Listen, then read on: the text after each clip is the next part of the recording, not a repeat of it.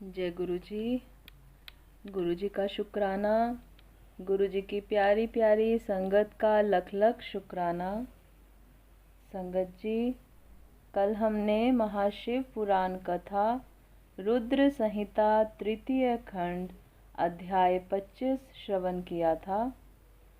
कल के अध्याय में हमने श्रवण किया था भगवान शिव की आज्ञा से सप्त ऋषियों का पार्वती के आश्रम पर जा उनके शिव विषयक अनुराग की परीक्षा करना और भगवान को सब वृतांत बताकर स्वर्ग को जाना।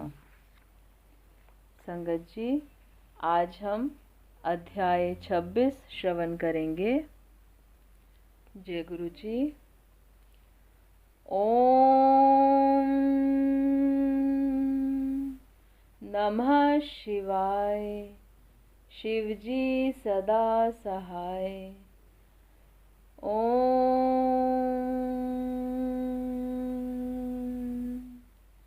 नमः शिवाय। गुरुजी सदा सहाय। जय गुरु जी। महाशिव पुराण कथा रुद्र संहिता तृतीय खंड अध्याय 26।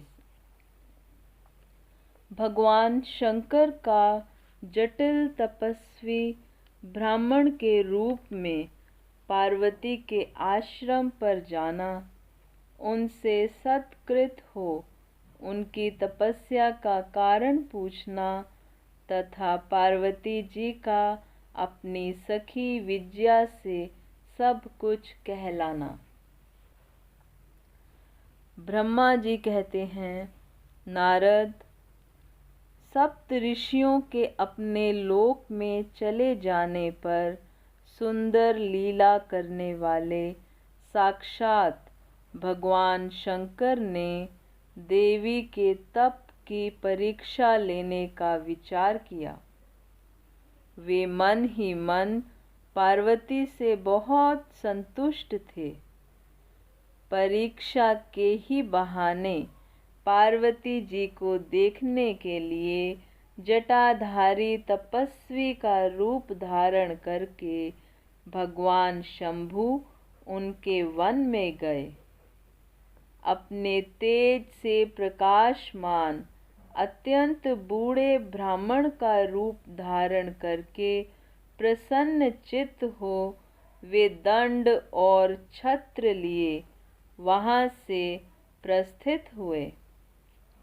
आश्रम में पहुंचकर उन्होंने देखा देवी शिवा सखियों से घिरी हुई वेदी पर बैठी हैं और चंद्रमा की विशुद्ध कला सी प्रतीत होती हैं। ब्रह्मचारी का स्वरूप धारण किए भक्त वत्सल शंभु पार्वती देवी को देखकर प्रीति पूर्वक उनके पास गए। उन अद्भुत तेजस्वी ब्राह्मण देवता को आया देख उस समय देवी शिवा ने समस्त पूजन सामग्रियों द्वारा उनकी पूजा की। जब उनका भली भांति सत्कार हो गया, सामग्रियों द्वारा उनकी पूजा संपन्न कर ली गई, तब पार्वती ने बड़ी प्रसन्नता और प्रेम के साथ उन ब्राह्मण देव से आदर पूर्वक कुशल समाचार पूछा। पार्वती बोली, ब्रह्मचारी का स्वरूप धारण करके आए हुए आप कौन हैं और कहाँ से पधारे हैं? वेद वेताओं में श्रेष्ठ विप्रवर, आप अपने तेज से इस वन को प्रकाशित कर रहे हैं। मैंने जो कुछ पूछा है उसे बतलाइए। ब्राह्मण ने कहा, मैं इच्छानुसार विचरने वाला वृद्ध ब्राह्मण हूँ। पवित्र बुद्धि, तपस्वी, दूसरों को सुख देने वाला और परोपकारी हूँ, इसमें संशय नहीं है। तुम कौन हो, किसकी पुत्री हो और इस निर्जन वन में किस लिए ऐसी तपस्या कर रही हो जो पंजे के बल पर खड़े हो तप करने वाले मुनियों के लिए भी दुर्लभ है। तुम ना बालिका हो ना वृद्धा ही हो, सुंदरी तरुणी जान पड़ती हो, फिर किस के लिए पति के बिना इस वन में आकर कठोर तपस्या करती हो। भद्रे, क्या तुम किसी तपस्वी की सहचारिणी तपस्विनी हो? देवी, क्या वह तपस्वी तुम्हारा पालन पोषण नहीं करता जो तुम्हें छोड़कर अन्यत्र चला गया है? बोलो, तुम किसके कुल में उत्पन्न हुई हो? तुम्हारे पिता कौन हैं और तुम्हारा नाम क्या है? तुम महासौभाग्य रूपा जान पड़ती हो। तुम्हारा तपस्या में अनुराग व्यर्थ है। क्या तुम वेद माता गायत्री हो, लक्ष्मी हो, अथवा क्या सुंदर रूप वाली सरस्वती हो? इन तीनों में तुम कौन हो? यह मैं अनुमान से निश्चय नहीं कर पाता। पार्वती बोली, विप्रवर, ना तो मैं वेद माता गायत्री हूँ, ना लक्ष्मी हूँ और ना सरस्वती ही हूँ। इस समय मैं हिमाचल की पुत्री हूँ और मेरा नाम पार्वती है। पूर्व काल में, इससे पहले के जन्म में, मैं प्रजापति दक्ष की पुत्री थी। उस समय मेरा नाम सती था। एक दिन पिता ने मेरे पति की निंदा की थी, जिससे कुपित हो मैंने योग के द्वारा शरीर को त्याग दिया था।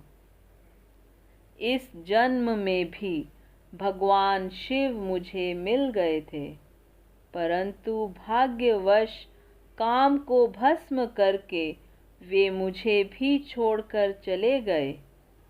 ब्राह्मण, शंकर जी के चले जाने पर मैं विरहताप से उद्विग्न हो उठी और तपस्या के लिए दृढ़ निश्चय करके पिता के घर से यहाँ गंगा जी के तट पर चली आई।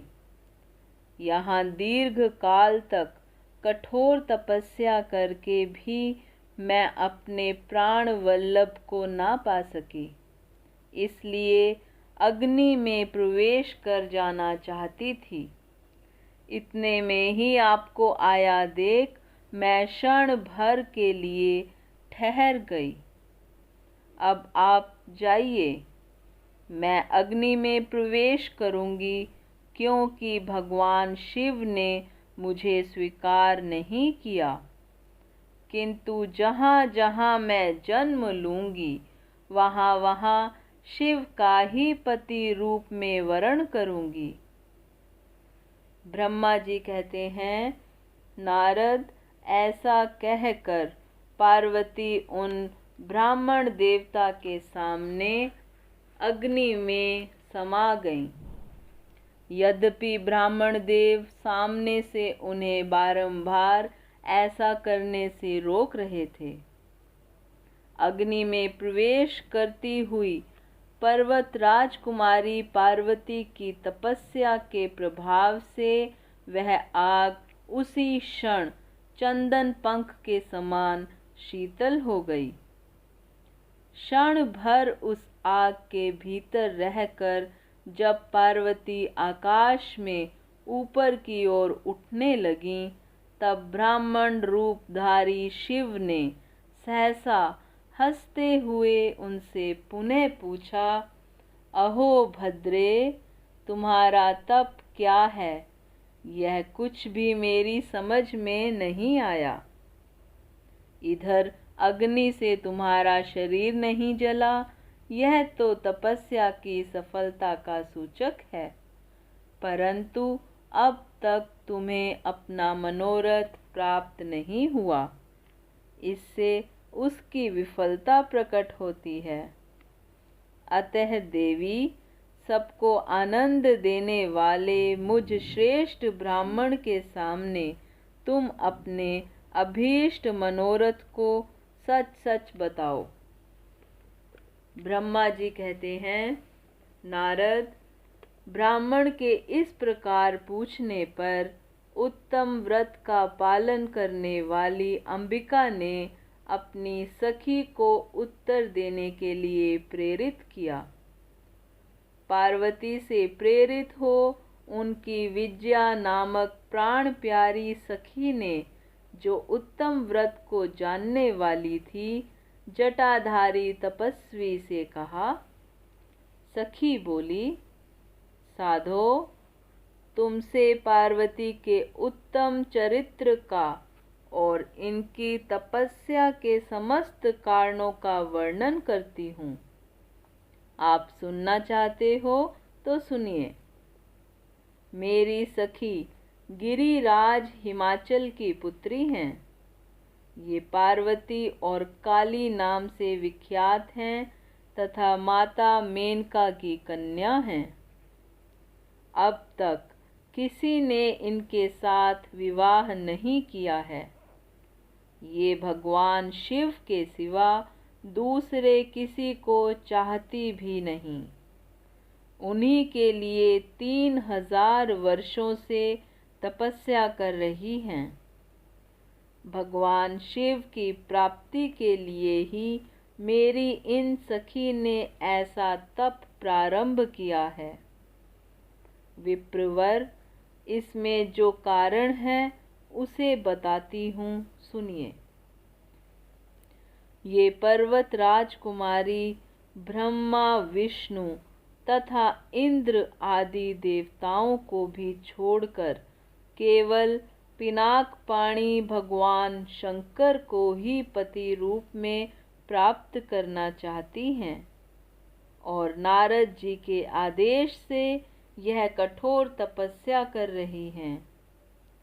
द्विज श्रेष्ठ, आपने जो कुछ पूछा था उसके अनुसार मैंने प्रसन्नता पूर्वक अपनी सखी का मनोरथ बता दिया। अब आप और क्या सुनना चाहते हैं? ब्रह्मा जी कहते हैं, नारद, विद्या का यह यथार्थ वचन सुनकर जटाधारी तपस्वी रुद्र हंसते हुए बोले, सखी ने यह जो कुछ कहा है उसमें मुझे परिहास का अनुमान होता है। यदि यह सब ठीक हो तो पार्वती देवी अपने मुंह से कहें। जटिल ब्राह्मण के इस प्रकार कहने पर पार्वती देवी अपने मुंह से यूं कहने लगीं। इति श्री महाशिव पुराण कथा रुद्र संहिता तृतीय खंड अध्याय 26 समाप्त। संगत जी, आज का अध्याय यहीं पर संपन्न होता है। संगत जी, अब आरती का समय है। जय गुरु जी। ओम जय शिव ओमकारा, स्वामी हरे शिव ओमकारा, ब्रह्मा विष्णु सदा शिव, बोले भोलेनाथ महादेव, अर्धांगी धारा, ओम जय शिव ओमकारा। एकानन चतुरानन पंचानन राजे, स्वामी पंचानन राजे, हंसानन गरुड़ासन, वृषवाहन साजे, ओम जय शिव ओमकारा। दो भुज चार चतुर्भुज, 10 भुज ते सोहे, स्वामी 10 भुज ते सोहे। तीनों रूप निरखता, त्रिभुवन जन मोहे। ओम जय शिव ओमकारा।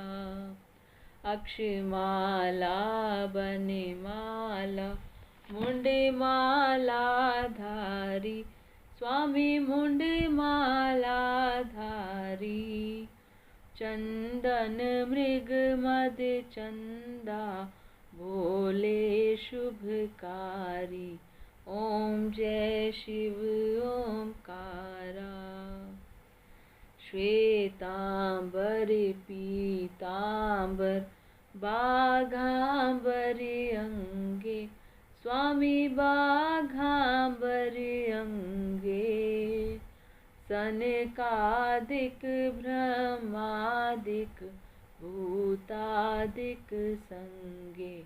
ओम जय शिव ओमकारा। कर के मध्य कमंडल, चक्र त्रिशूल धरता, भोले चक्र त्रिशूल धरता। जग करता जग हरता, जग पालन करता। ओम जय शिव ओमकारा। त्रिगुण शिव जी की आरती, जो कोई नर गावे, स्वामी प्रेम सहित गावे। कहत शिवानंद स्वामी, कहत हरि हरि स्वामी। मन वांछित फल पावे।